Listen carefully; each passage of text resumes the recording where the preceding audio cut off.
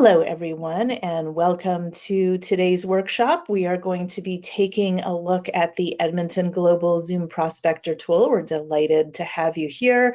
Our goal in today's webinar is to show you how to take advantage of this really powerful research and analysis tool for your community and for your region. We're going to be looking at the different features and functionality and show you how you can make the most of it. My name is Elisa Sklar. I'm the VP of Marketing here at GIS Planning, and part of my job is to work with all of our clients to make sure that they're getting as much value as possible out of the tool. And I am delighted to be here today with my colleague Jeff Sunnison, and we have Jeff Bell from Edmonton Global on as well. Basically what you're going to see on ZoomProspector is that you've got this mobile responsive design that we tried to make it as intuitive as possible. You'll see that there's the split screen map and property displays. You have properties on the left and the map on the right, so it makes it easy to be able to do the analysis. The map can be expandable, we'll show you. And part of what we really tried to do with ZoomProspector that we're hoping that you'll find valuable is to make the data dynamic, which means that within reports you can sort things and see that reflected immediately in the map on the right-hand side. There's all sorts of ways to do that. We have different kinds of map tools such as radius, pinpoint, free draw that we're going to show you about. The heat maps are another really interesting way to visually tell the story of your community and your area. And we're going to show you how to save and how to share, because I think that's two of the real superpowers for when it comes to ZoomProspector that I think that you'll find really helpful. Okay, so with that, what I'm going to do, because we're still having audio issues with Jeff, is I'm going to make you the presenter, Jeff Sunnison, who is our Client Services Director. Hello, Jeff. And then in the meantime, I'm going to try and I'm going to mute myself and try and sort out with Jeff Bell from Edmonton Global so we can make sure we can get him to hear and to speak with you, because I know he had a few things that he wanted to share with everyone. Perfect, so, thanks, Lisa. Here you go. I've turned that over to you, Jeff. All right. Lots of Jeff. Lisa? There you go. Yeah. Okay, so thanks for everyone for taking the time to meet today. Again, my name is Jeff Sunnison with GIS Planning.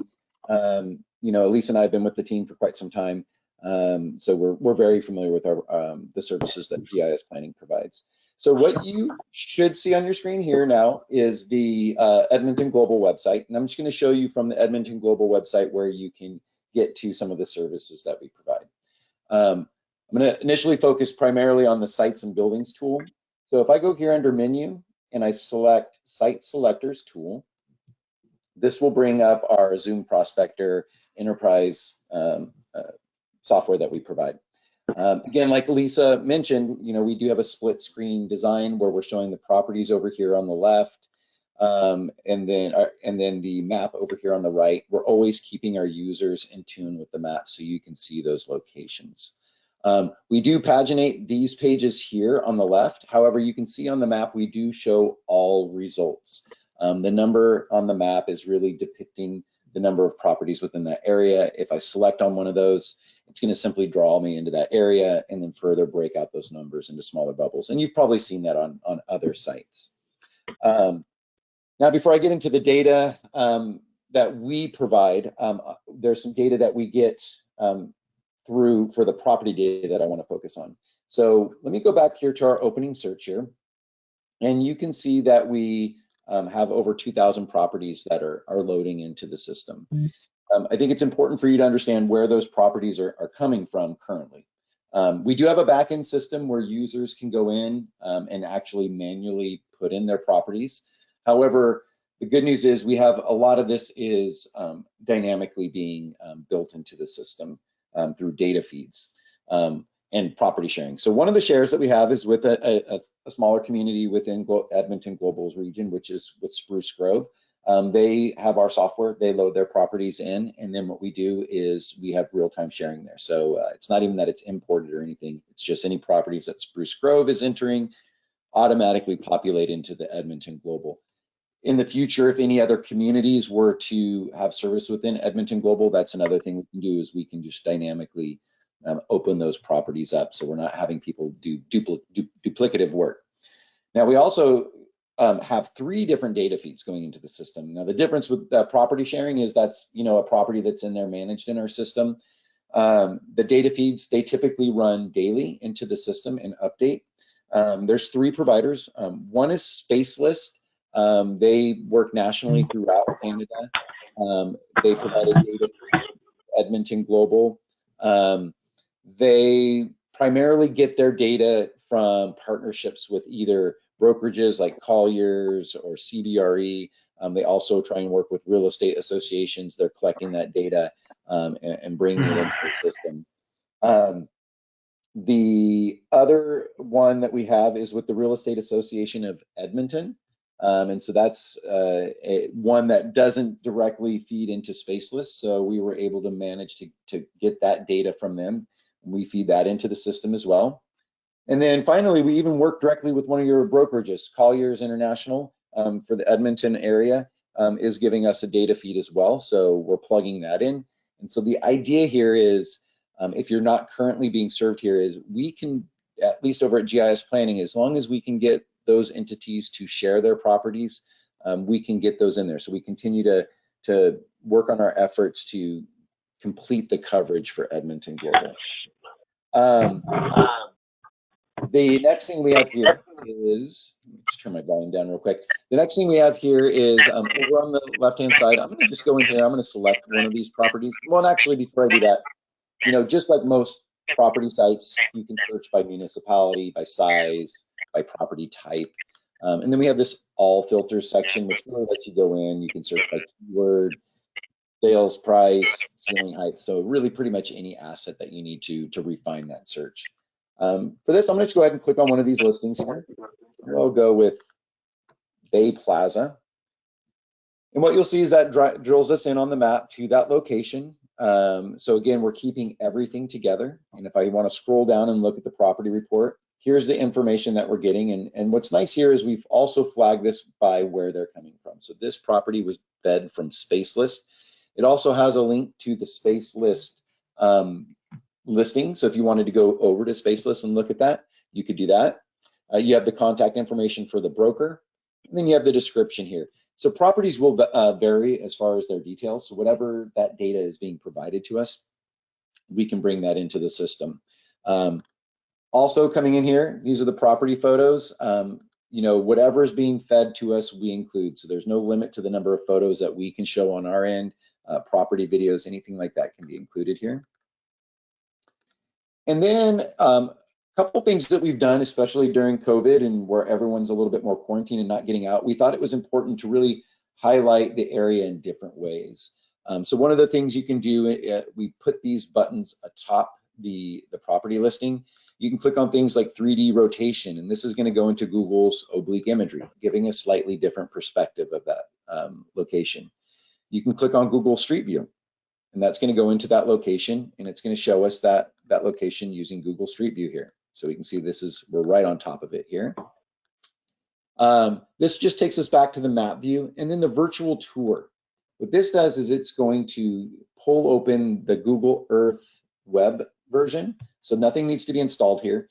And then what it'll do is it's going to load that location. So really it's just a shortcut so that user doesn't have to find that location again, and it's going to drill us right into that same location. And then anyone familiar with Google Earth can come in here and use all the Google Earth tools to get a better idea of that location. We even have the capacity in here for custom tours. If you had a walkthrough of a site, there would be another tab here that shows that location. This brings us to really what I would say is kind of more in our wheelhouse. Let me go back to that listing here. Is we bring in all this site selection data. And this should be really exciting for you because what I'm going to show you here is also available for each of your communities to pull this data. And one of the things I want to show is that you have multiple ways to get to and refine the data that I'm about to show you here.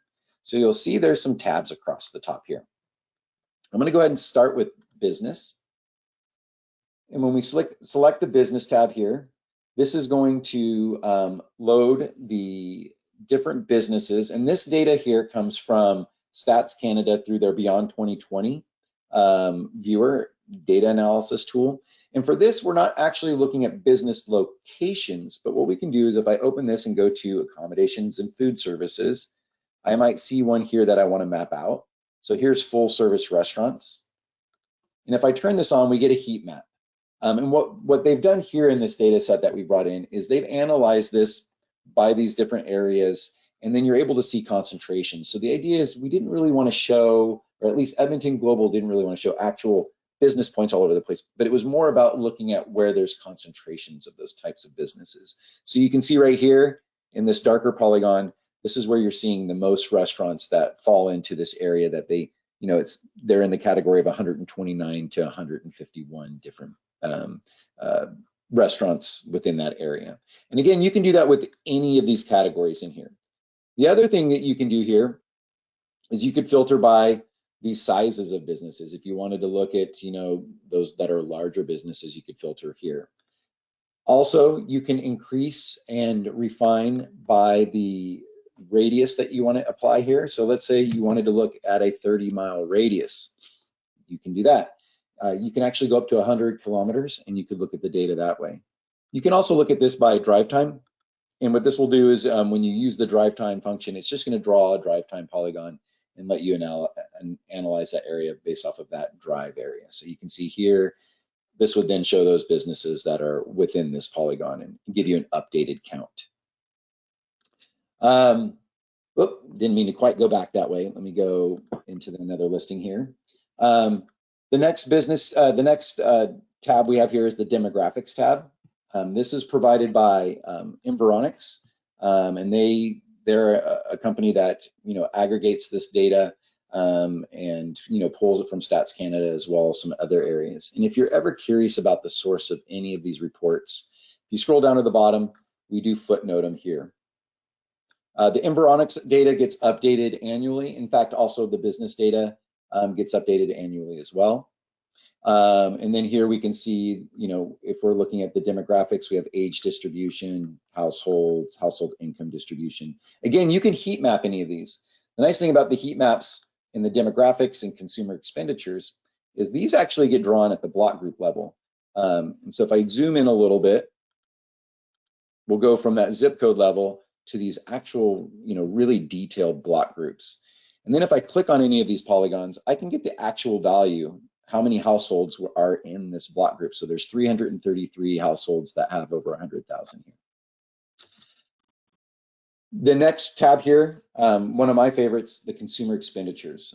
This is looking at where people are spending their money. You can see that, we have this into different groups here. We have total consumption per household. We can also see down here that we break it into these different areas. So food, we break it down into these different types of eateries, shelter. And then again, this list goes, I'm not going to, what I always encourage you to do after this meeting is really dive in and kind of look at this data. You can see, there's a wealth of information here. And again, you can heat map any of these. So if you needed to see, pet food, $626 is being spent annually on pet food. If I wanted to look at that and see, maybe where there's the most being spent, again, I can turn that on. I can see, okay, over here is a popular location. And then again, if I click on that polygon, I can see, okay, the average there is 1,000. Actually, this is the total aggregate value for that area. And that's in thousands here. So that'd be over $1 million. Another wonderful report that we have in here, and this is unique, not many of our clients utilize this, is the foreign direct investment data set that we have. And this comes from our sister company in FPI, and they provide this data. Let me just turn up this radius a little bit. And we may need to look at this one by community. So I'm going to just go over to our community data here. And we're just going to pull up for the entire region real quick. So I'm shifting gears here slightly because there is some additional data sets that I do want to show you that come into the community report.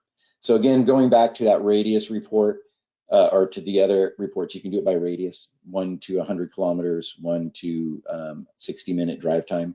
But now we're looking at it for each individual community. Right now I'm looking at it for the entire region. And you can see one of the things we do with the communities is we load this community infographic. And this takes some high-level information from these other reports. So instead of showing that really big, long report, we're capturing those most important pieces. So we have our people section. If I go down here, we have our education attainment. We have our labor force. What are the top jobs and industries and the total number of employees? And then we have our business and jobs section. So it's just a really good snapshot for each community.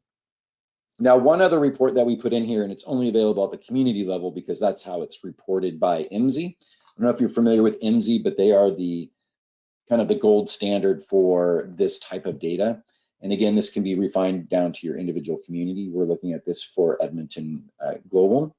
And what they provide is annual and hourly compensation, either using their occupation classifications or NAICS codes. So if you're more familiar with NAICS codes, you could switch to that. And then you can drill down into any of these. So if I wanted to go to retail, I can then see, okay, auto dealers, they usually make the typical salary is $61,000. Furniture stores, $40,000. Again, this pretty much covers any area that people would be getting compensated for their work. And again, we can look at that hourly as well. And then they also showcase the number of jobs in these categories. So you have a kind of another way of looking at those businesses. The other thing that is important to see here is, like I mentioned, is each of your communities should be listed on here. So the idea here is you should be able to link to any of these communities for yourself. So if nothing else, if you take from this meeting that, hey, I can link to my community and get my community page. For example, if I go to Beaumont, we'll click on Beaumont here and we'll let it load real quick. You can grab the share link, and this share link will take users back to this specific page for you. So they can get back, you can send your users here, say, look at our profile over on Beaumont, and you could pull this page up. Now that share link works across the board for whatever report. If you wanted to also further direct them and you had an area saying, look at salaries in Beaumont, you could then grab this share link and it will take them over and open this report by default. So it's kind of up to you if you want to kind of separate that out and highlight the areas that are important to you. And then if I drill down into this, we can see you would be showing that information for Beaumont. And again, that's going to be across the board for all of these here. Now back to the foreign direct investment. I'm going to go back to the region real quick and show that. Now with foreign direct investment, we're going to click on this. And what this is going to show us is the number of projects, the total investment, and the number of jobs. This data goes back, I believe, the last 7 years. This is updated biannually. So it'll be brought in, so it should capture any new projects that come in. And you can look at this by country or by sector. So we're just going to look at it by country. And so we can see, you know, United States has 44, yes, being your neighbor, but then we could see, okay, United Kingdom. You can actually see what these different projects are. You know, Stats Group, Tricerico would be another one. You can see the number of jobs and the investment. You know, if I want to expand what's going on here with the investment from the United States, maybe go to software and IT, DeepMind, GSI, Hawkridge Systems. Again, we can see those number of jobs and the total investment. And remember, this is in millions. So it's a great way to, you know, really see that. And then you can also turn this on. So if you wanted to see where most of those were happening, you can turn on this map here and it'll show you where those are located. And again, we could look at this by sector. So if I want to see, you know, textiles, looks like it's the top sector here. I can see that there's some investment here from Japan, and then we can see that. Now, we don't really have a link to those projects. What I would always recommend is we do show the name of the project. You could probably Google it and get additional information if you need it here. And again, you could link back to that report as well.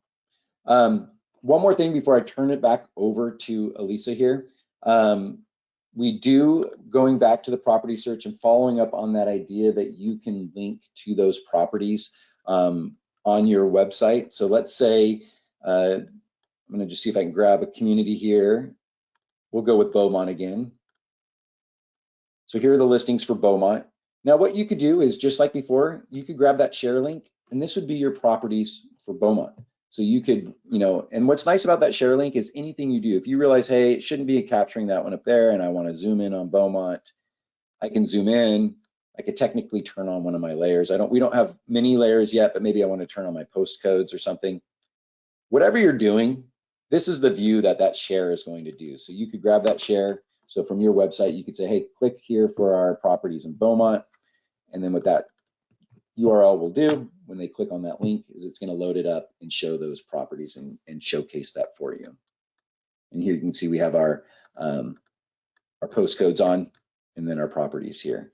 So it's really kind of your gateway. And remember, Edmonton Global is doing this and it's all a free service to you all. So the idea is here, you can be linking to this, pulling the data that's important to you. You don't have to go directly to the Edmonton Global overview. You can drive that traffic right back into the areas that define your region. If you have any questions about property data, and if you're not seeing property data for your communities, let Jeff Bell, let me know, Jeff Sunnison. We can work with you and see if we can find a resource. I do know Spaceless is continuing to grow, but don't feel that if you're underserved and not being served in the property piece, that is definitely something that we can get resolved for you, and happy to work with you on that. As far as the community data, that's all good to go. It's ready for you to use. You know, we encourage you to be pulling that data. It's updated frequently, and so we hope that you refer to that. Lisa, I'll go ahead and turn that back over to you. Yeah, thank you. Actually, you know what, maybe just keep your screen share on for a moment in case there's any questions, but I know that Jeff Bell is on with us and we can hear him now, and maybe we'll Hi, turn Lisa, it. are you there? I think you might be muted. No, I can hear you. Excellent, we can hear you too. Perfect. All right, yes. I guess it's just me for the time being. If there's any questions, let me go ahead and open the questions box, because I do see, I think, a few questions. Jeff, actually, Jeff Sunnison, I'm just going to turn this over to Jeff Bell, because he can. Is it the priority of the EDOs to test out the info provided against our individual communities? Good question. Now, please let us know if you see any, you know, it's up to you. You don't have to check it. I would encourage you, I would say go to your community page, pull up the data, look through that data. Just know most of that data is coming through pictures. That's coming through Environics. We can always go back to them and challenge their data. They do heavily baseline off Stats Canada, but they do things beyond Stats Canada. Otherwise, we would get the data directly from there. If you're talking about the business data, that's coming through that the Beyond Stats Canada product.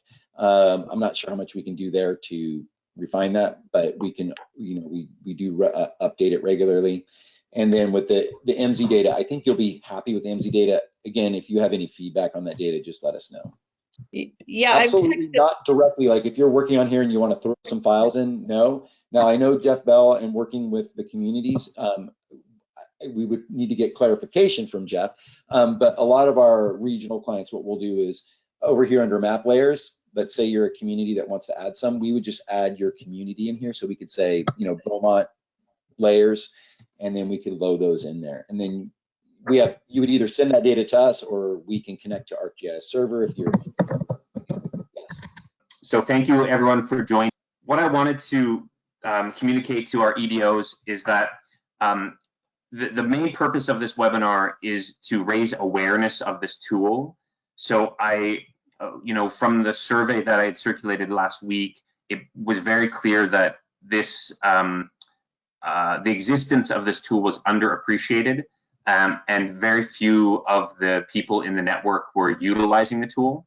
So that was the main purpose for this webinar, was to raise the awareness and hopefully encourage people to start using this tool. As was said by my colleagues at GIS Planning, we're paying for this tool at Edmonton Global, and we want to make it available to everyone in the network for free. We want to help drive traffic to the properties in your jurisdictions. We want to help drive traffic to your respective websites. And so I really like what Jeff S. showed around how you can embed the various properties into your own website. So I would encourage you to do that. The other comment I want to make is I consider this a work in progress, this tool. So I would certainly welcome your feedback on what you like about this tool, what you don't like about this tool, what's working for you, what's not working for you going forward. So let's please keep that channel of communication open. And Jeff alluded to the fact that we now have Collier's data live in this tool. One thing I would like to see in the future is bringing in more data feeds directly from the real estate community. I'm already in conversation with the Edmonton, the Realtors Association of Edmonton, and a few others. So we can talk as a group on what we'd like to see added separately subsequent to this webinar. But yeah, I think with that, and then I would also say that it's useful, I think, from an international investor's perspective, to have a single window into the larger community that we can point people to, because I think international investors have sometimes not even heard of Alberta, let alone Edmonton or the communities around Edmonton. So having this kind of one window approach, I think, is very useful. But maybe with that, I will turn it over to, we have a little bit of time for discussion, perhaps. Questions. Yeah, thank you so much, Jeff. And I am sorry for the comedy of errors related to audio. It seems at least we've got things sorted out now. Yeah, so I'm back and I can hear you. Okay, perfect. So we do have a question that's come in, and Harold asks, is one of the priorities for EDOs to test out the information provided against or about their individual communities, and then work to enhance or increase the data? I think the answer is definitely yes, Harold. Thank you for that. Especially on the property side, it's going to be, there's an option to improve that data quality. I think it'll be a little bit more challenging on the community data portal because that's being pulled directly from places like StatsCan. But certainly, if you see errors anywhere on the site, I would be grateful if you could bring them to my attention, and then I can have a conversation with our colleagues at GIS Planning to see if we can improve it. Jeff S. has already been accommodating when I've found errors. He's been very quick to fix them, so that I appreciate. But I think especially there's opportunity to improve the data quality on the property listings. Now, Jeff, did you speak to the ability for our EDOs to add their own properties to using the tool? I did not, but that is absolutely something. I did allude at the very beginning to the fact that individual user accounts can be created. I think the intent wasn't to go in there, but just to show them how they would do that. Over here, we have this manage properties tool. And if you go in here, this is where you would be able to log in. I'm already logged, actually I'm logged into Edmonton Global, but you can, as long as Jeff Bell, you're okay with those accounts being created, they can absolutely go in, manage, add their own properties, especially if it's, even if the data feed is serving their area, maybe there's a city owned or a very special project that you really want to kind of showcase, you could always go in and do that. And again, that's just a matter of getting an account, which is something that we can set up for you, absolutely. So I would add to that, Jeff, that I think that's plan B. I mean, plan A, we want to try to automate it as much as possible for a couple of reasons. One, we want to try to reduce the manual data input just from a labor perspective. It's time consuming, and the EDOs have better things to do with their time than enter properties into a database. So that's the first reason. And then the second reason is if we can pull from the respective real estate companies directly, that improves the data quality. They know the properties that they have the accurate data around size, around location, that sort of thing. So I would say adding properties directly is an option, like if there's specific cases, but moving forward where we want to try to get is having it completely automated to save time and also increase accuracy. Absolutely. And Ben, just a reminder for anyone who has questions, so we still have a few more minutes. If anyone has anything else they want to add, please feel free to put that into the questions field in the GoToWebinar control panel. I think this question was maybe answered privately, but I think it would be of interest to everyone. Someone wants to know, is it possible to insert a shape file or multiple shape files into the program? Oh, and I thought I had answered that question. You did. I just thought everyone maybe would want to hear that. I don't know that you answered for everybody, but Oh, oh, I mean, I thought maybe you had me on mute when I answered, but uh, yeah, that is something that can absolutely be done. It just has to be, it has to be, it's not like you're sitting there uploading it while you're viewing in here, but it's added to the overall software. So it's something that Jeff Bell and his team would need to decide, yeah, that's okay. But if it's something like zoning or land use, yeah, typically what we would do is, if each community is kind of providing their own data, we would just create a folder for your data, and then you could provide that to us, and we would get that into the system. excellent. Okay, great. I think it's just where bears repeating that a lot of the value of this tool lies in the ease of being able to analyze, but then also to export and share, so that you've got all this data literally at your fingertips. The shared tool, the little share link that you see really on every single report, on every single property, is really valuable because this is something that you can either put on social media, you can include it in a report, you can include it in any data that you want to share with anyone. And the nice thing about the link is it brings people back directly to the site so they can continue their analysis. And of course, it's available 24/7. So anytime anyone is free to research, wherever they are, that is available to you. And it also takes complex data and makes it very visual and easy to absorb and to recall fairly easily. Jeff, I know you showed the virtual tour, which is wonderful. Also, just a reminder to people, if anyone has custom tours, so drone video, Matterport immersive walkthroughs, architectural renderings, there's a variety of different tools that we're seeing people use these days, and I think those can always be added as a custom tour. There's an additional, there you go, there's an additional. Here's an example of one. So if I click on that, as soon as you put that link in, it'll load in these. Yeah, so we're just starting to see more of this. So that custom tour button is an option if additional tours exist. The nice thing about the 360 virtual tours is just automatically there for every single property. We know that not everyone is going to invest the money to produce additional tour media, so that just gives you that flyover. That's another great example. So I don't have anything else to share specifically. I don't know, either Jeff, if either of you do, or if anyone has any other questions, feel free to share those with us. So Jeff Bell here. I'll just add a few extra comments. I think one thing I'd like to see coming out of this webinar today is increased usage from yourselves, yourselves being the EDO network.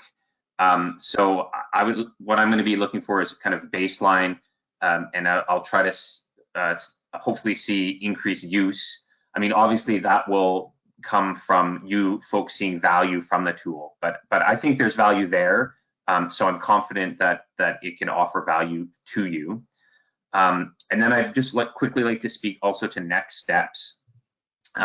So we decided today to keep this limited to a smaller group, with the EDOs and their colleagues as the main audience.